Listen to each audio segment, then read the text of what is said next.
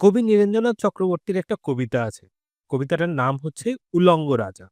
সেই কবিতায় এক রাজা উলঙ্গ অবস্থায় রাস্তা দিয়ে ঘুরে বেড়ায়।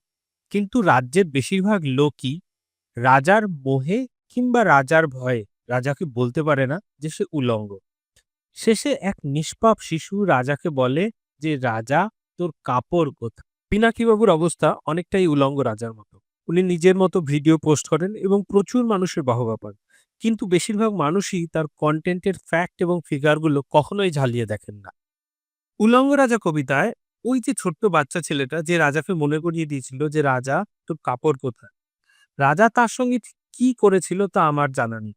তবে বাংলাদেশের এই বয়কট আন্দোলনের রাজা পিনাকিদা কিন্তু বিরুদ্ধ মত একদমই সহ্য করতে পারেন না।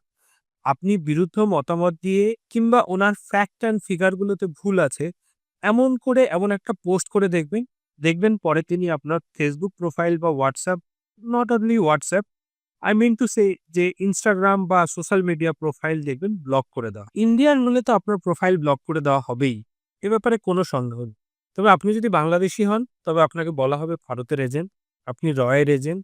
তারপরে কিছু একটা জাউরা অ্যান্ড জাউরা এরকম বলে কোনো একটা সিল বা উনি এই ধরনের কিছু একটা মেরে দেন। সেরকম একটা কিছু সবশেষে বলি, পিনাকিদা সবসময় বাংলাদেশের প্রধানমন্ত্রী শেখ হাসিনাকে হিটলারের সঙ্গে তুলনা করে।